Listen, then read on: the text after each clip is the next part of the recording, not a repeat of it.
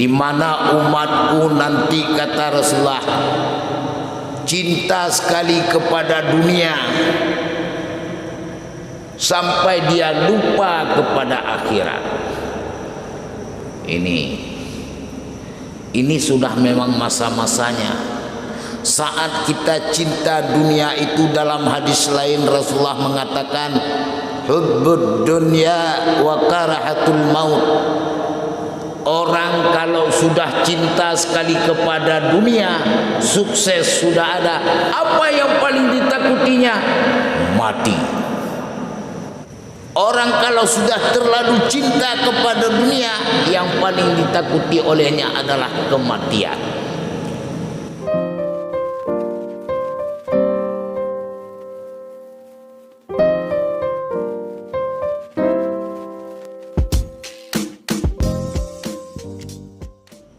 Assalamualaikum warahmatullahi wabarakatuh. Alhamdulillahilladzi khalaqal mauta wal hayata liyabluwakum ayyukum ahsanu amala. Allahumma salli ala Sayyidina Muhammad wa ala ali Sayyidina Muhammad, amma ba'd. Faya ayyuhal muslimun wal muslimat rahimakumullah, ittaqullah haqqa tuqatih wa la tamutunna illa wa antum muslimun. Qala Allah subhanahu wa ta'ala fil Qur'anil Karim, Bismillahirrahmanirrahim, ihdinas siratal mustaqim, siratal ladzina an'amta 'alaihim. Sadaqallahul azim. Sidang jamaah salat subuh yang dirahmati oleh Allah subhanahu wa ta'ala, segenap puja dan puji senantiasa kita panjatkan kehadirat ilahi Rabbi, karena anugerah nikmat, terutama nikmat iman dan nikmat Islam, yang menjadi prioritas utama bagi kita, bukan saja di dunia ini, tetapi saat yang paling utama kita adalah nanti di akhirat. Sebelum akhirat itu datang, ada akhirat kecil yang namanya sakaratul maut. Maka saya mengikuti protokol tadi, mengatakan dalam mukadimahnya, alhamdulillahilladzi khalaqal mauta. Kemudian sidang jamaah, salawat dan salam senantiasa kita sanjung sajikan keharibaan penghulu alam Nabi besar Muhammad sallallahu alaihi wasallam, yang sangat cinta kepada kita. Tidak ada rasul yang bisa memberikan syafaat nanti di yaumil kiamah kecuali baginda Nabi Rasulullah. Maka kita umat Islam paling prioritas utama dapat syafaat nanti karena faktor air wudu. Karena sahabat bertanya, kaifa ummatika yaumul qiyamah ya Rasulullah? Mana contoh umatmu nanti di hari kiamat ya Rasulullah? Apa kata Rasulullah? Inna ummati ja'a yaumal qiyamah ghurran bi asaril wudu. Tanda umatku nanti di hari kiamat, kata Rasulullah, dia akan datang dengan bekas air wudu. Maknanya di tempat yang kena air wudu, di situ bercahaya. Nah ini. Kemudian kata ta'zim kepada Abi Imam Syekh, guru-guru kami, orang tua kami, sidang jamaah salat subuh yang dirahmati oleh Allah. Maka dalam kesempatan ini saya beri judul yaitu cinta 5 perkara, lupa kepada 5 perkara. Rasulullah bersabda dalam satu hadis, sayati ala ummati zamanun, akan datang kepada umatku nanti satu masa, kata Rasulullah, yuhibbunal khamsa wa yansawnal khamsa. Umatku nanti cinta 5 perkara, lupa pula 5 perkara. Yang pertama kata Rasulullah, yuhibbunad dunya wa yansawnal akhirah. Di mana umatku nanti kata Rasulullah cinta sekali kepada dunia sampai dia lupa kepada akhirat. Ini sudah memang masa-masanya. Saat kita cinta dunia itu, dalam hadis lain Rasulullah mengatakan hubbud dunya wa karahatul maut. Orang kalau sudah cinta sekali kepada dunia, sukses sudah ada, apa yang paling ditakutinya? Mati. Orang kalau sudah terlalu cinta kepada dunia, yang paling ditakuti olehnya adalah kematian.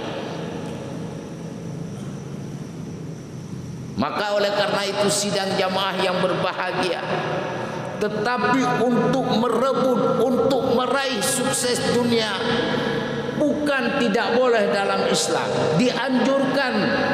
Malah kalau kita lihat dengan doa Rabbana atina fid dunya hasanah, kita bermohon kepada Allah kehidupan yang bahagia, hasanah di dunia, wa fil akhirati hasanah, juga demikian nanti di hari kiamat dalam keadaan hasanah. Wa qina adzabannar, kita mohon kepada Allah agar kita dilindungi daripada azab neraka. Ini sidang jamaah. Kalau dunia bukan tidak boleh dalam Islam kita kejar, karena orang-orang kaya, memang banyak orang Islam yang selalu berjalan di atas ayat dan hadis, yang selalu dalam makna iman, tetapi tidak sedikit orang berjalan ataupun mengatakan iman dan Islamnya, tetapi pekerjaannya selalu dalam kekufuran. Ini pun tidak sedikit. Karena apa? Hubbud dunya, cintanya kepada dunia, sehingga menghalalkan segala cara.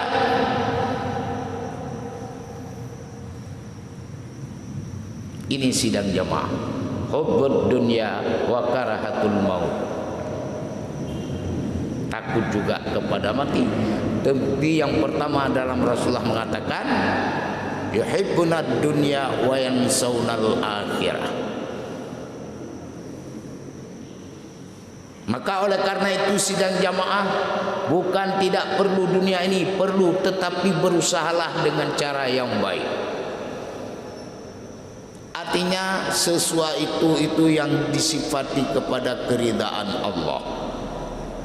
Kalau Allah sudah ridha, tidak ada masalah. Karena Agniya Sakia itu mendapat julukan daripada Rasulullah, urang-urang kaya yang dermawannya nilai ba Allah. Karena ada pegah oleh Rasulullah, as-sakhiya qaribun ilallah. Orang-orang yang kaya dermawan itu dekat sekali dengan Allah. Wa qaribun ilal haq. Kalau orang kaya sudah dermawan, dekat kepada kebenaran. Wa qaribun ilal jannah, dekat ke surga. Wa qaribun ilan nas, dekat dengan manusia. Ini orang kaya yang dermawan. Makanya perlu orang kaya, bukan tidak perlu dunia. Yang seperti inilah. Wa ba'idun ilan nar. Kalau jadi orang kaya sakia menjadi dermawan, wa ba'idun ilan nar, Allah menjauhkan orang itu dari neraka. Ini yang pertama. Yang kedua kata Rasulullah,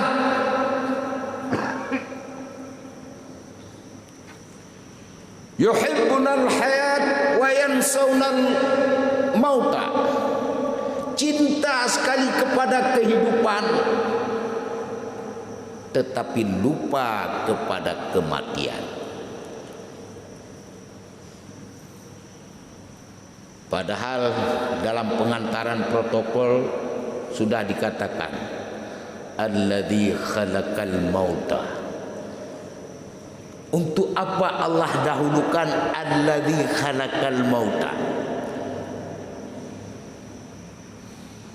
Artinya supaya kita tidak ada tuntutan besok, enggak ada protes-protes kepada Allah.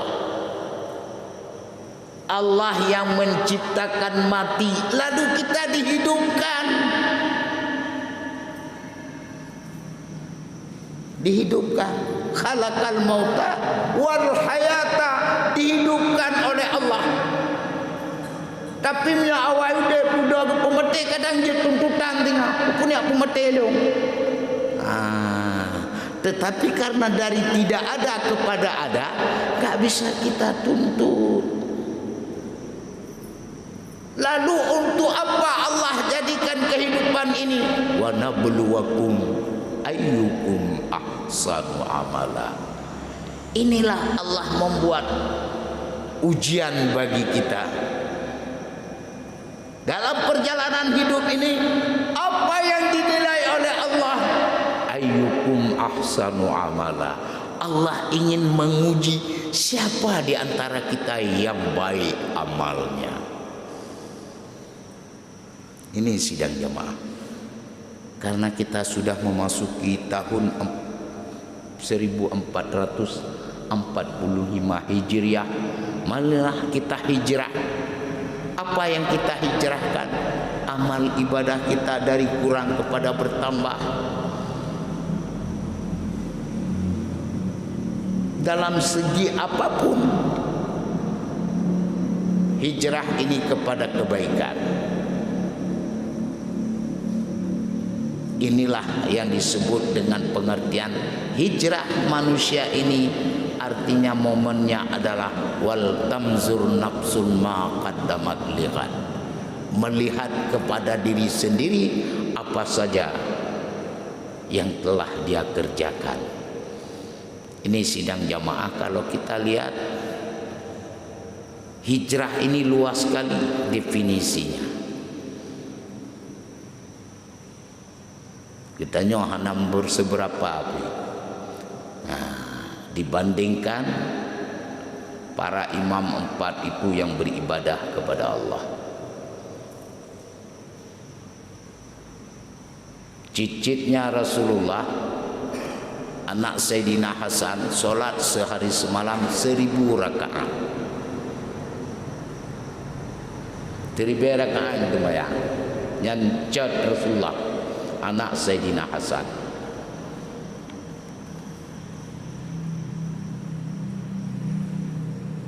Imam gedanya, imam yang punya termasuk imam yang keempat itu hanale sembahyang 300 rakaat sehari semalam.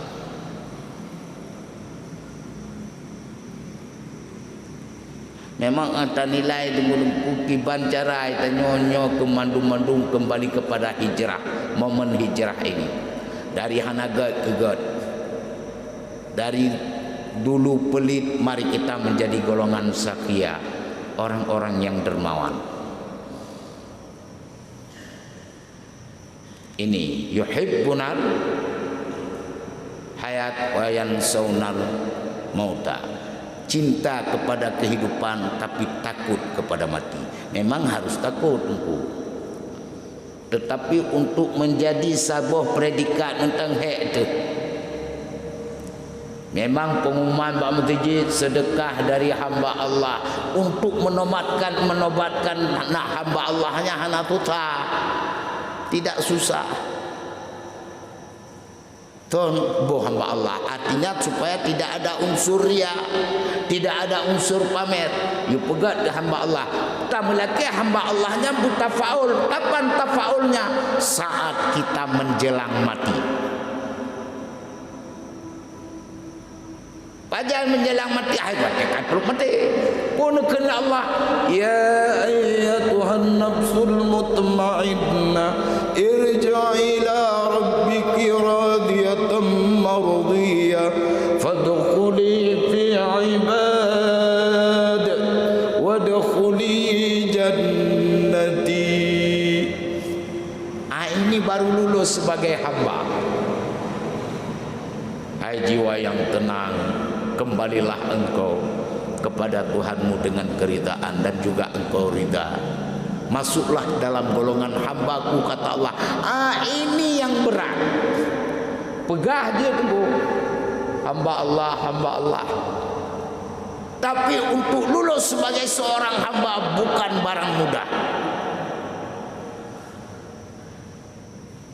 Idonya yang kadu dua roh yang nalahi. Taboh dengan pernyataan Allah, taboh dengan pernyataan Rasul yang datang menghamba. Siapa yang pertama? Rasulullah. Di mana kejadian? Pada perjalanan Isra dan Mi'raj. Subhanalladzi asra bi'abdihi. Itu baru ada satu orang hamba yang lulus. Maha suci Allah yang memperjalankan hambanya yang kadulu. Tanya kalau menunggu. Teman tabuh galak tu. Kadang lagi habanya yang kena bahaya ji, tafaulnya bahaya. Tafaulnya juga dia ada baiknya. Ini tahidro hamba kata melaki bujur ke hamba Allah. Tetapi untuk lulus susah. Yang kedua, siapa yang lulus sebagai hamba tapi pernyataan Rasulullah, yaitu Sa'ad bin Mu'ad. Dalam satu hadis yang diriwayatkan, kata Ayyub Al-Ansari, kharajna ma'a Rasulullah, kami keluar bersama Rasulullah, li janazati Sa'ad bin Mu'ad, mengantarkan jenazah Sa'ad bin Mu'ad. Falamma dafaina ausaina alaihi turab, manakala telah kami kebumikan Sa'ad bin Mu'ad dan kami ratakan kuburnya dengan tanah, fajalasa Rasulullah fi qabr, duduklah Rasulullah di pinggir kuburnya Sa'ad bin Mu'ad. Lalu apa kerja Rasulullah? Bertasbih. Summa qal subhanallahi tawilan. Rasulullah neduk bak bineh kubur Sa'ad bin Mu'ad, nebacakan tasbih yang panjang. Fasabbahna ma'ahu, maka kun Ayyub Al-Ansari, kami juga bertasbih bersama Rasulullah. Summa qal, lalu Rasulullah menyambung mengatakan Allahu Akbar, bertakbir Rasulullah. Fatakabbarna ma'ahu, kami juga bertakbir bersama dengan Rasulullah. Setelah selesai, Ayyub Al-Ansari bertanya, malaka ya Rasulullah, ada apa dengan engkau ya Rasulullah? Fasabbahna fatakabbarna, engkau membaca tasbih dan takbir, dulu tidak pernah kamu lakukan pada sahabat yang lain. Apa kata Rasulullah? Aku menyaksikan jasad hamba Allah abdi salihi fi kabri, dihimpit oleh kubur tadi, hamba Allah yang soleh, yaitu Sa'ad bin Mu'ad. Ini yang kaduluh ke hamba. Itanya tak meleke beluluh mendu. Sebagai hamba Allah. Ini yang kedua. Yang kelih Buno yuhibbunal hayat wa yansawnal mauta. Yang kelih yuhibbunal kusura wa yansawnal kubura. Cinta tak kita nyok kebangunan mewah, yang megah-megah bangunan-bangunan ini hari sedang berlomba-lomba di dunia. Wa yansawnal kubura, tua di kubur dan idonya bangunan mewah, semua orang senang berlomba-lomba.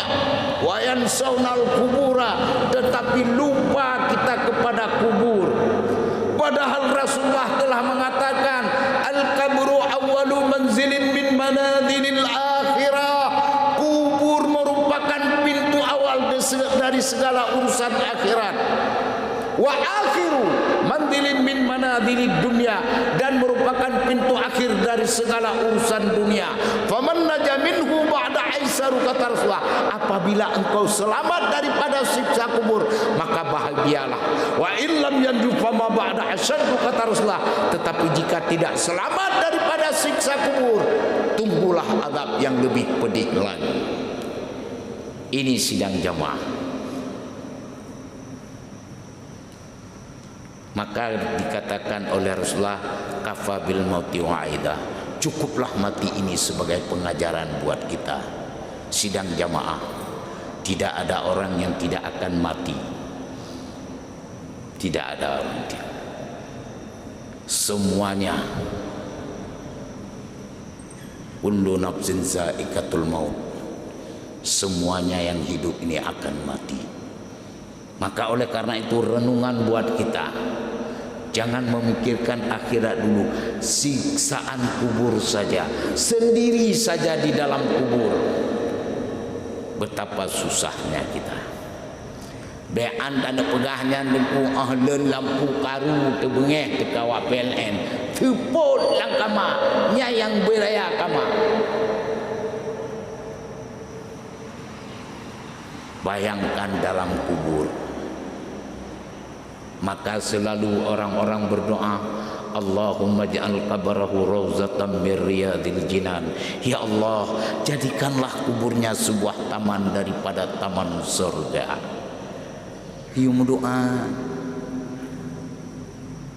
Mukatil mengatakan luasnya gepegah, luasnya taman surga dalam kubur gepegah yaitu 70 hasta. Luah kubur dan nyonya metek leke taman dalam surga itu yaitu 70 hasta panjangnya.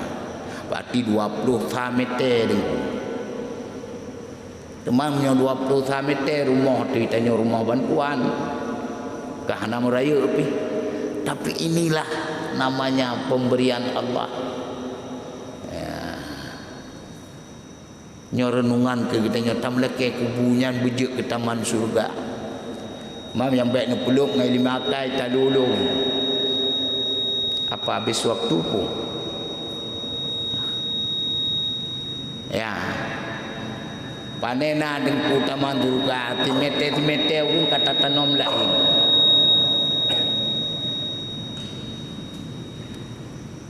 Sampai yang timete kata tanom lain panena luah 20 meter. Nyang hai lebih kilo. Tetapi kalau kita kembali apa pernyataan Rasulullah kepada Ibnu Abbas dan Ibnu Abbas kepada sahabat yang lain bertanya, punekeun li Allah dalam Quran, wasari'u ila maghfiratin min rabbikum wa jannatu 'arduha as-samawati wal ard u'iddat lil muttaqin. Allah pegah dalam Quran, bersegeralah kamu menuju masa keampunan di sisi Tuhanmu, yang dengan keampunan tersebut Allah beri surga kepada kamu tiap individu seluas langit dan bumi. Sahabat bertanya kepada Ibnu Abbas, hai Ibnu Abbas, menyoti ada orang tabah surga, orang lain 4 surga, wajar secara logika.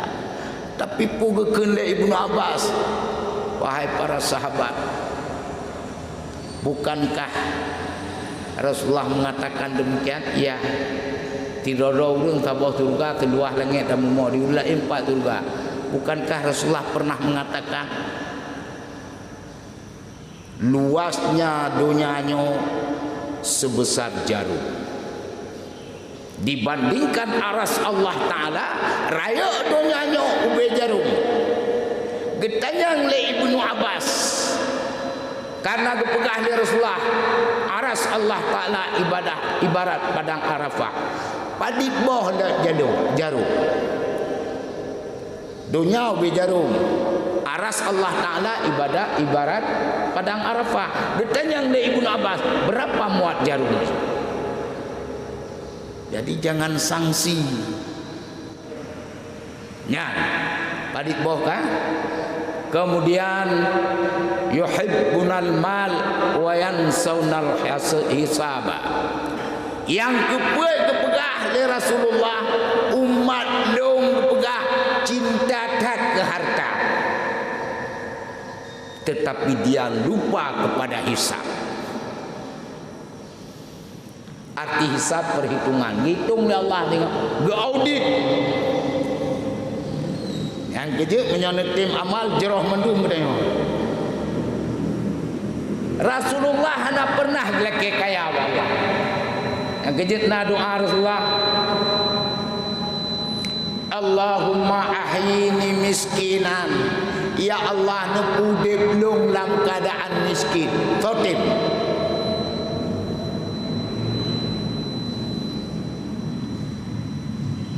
Rasulullah berdoa, Allahumma ahyini miskinan. Ya Allah, nepu belum dalam keadaan miskin. Wa amitni miskinan, nepu mati dalam keadaan miskin. Wahsyurna yaumal qiyamah ma'al masakin. Nekumpul nepu sejahtera lun ya Allah tinggal ura kiamat dengan urang-urang miskin. Bahkan Nabi bila ke miskin idunya kan dia tak ada. Yang kita nyawa yang nama to'ah narajia kekai tutup. Stop Pak. Assalamualaikum, selamat tiang. Mohon Pak surat-suratnya. Idunya kan.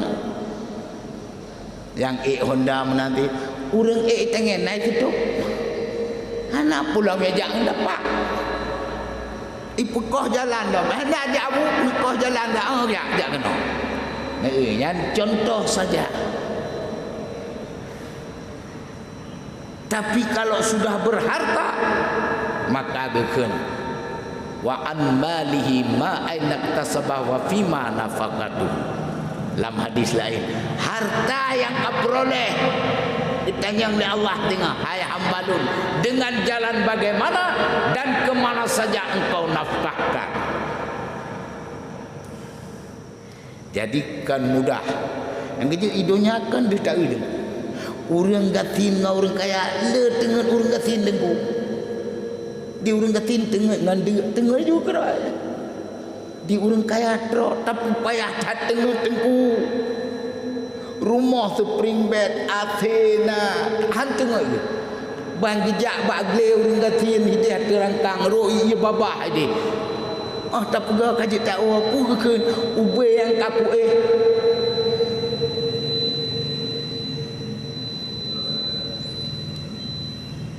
ube yang kapu yang paling mengajak ke orang kangkak kepusi rumah mewah tak. Itu orang kanggok mengat ya ini contoh dah.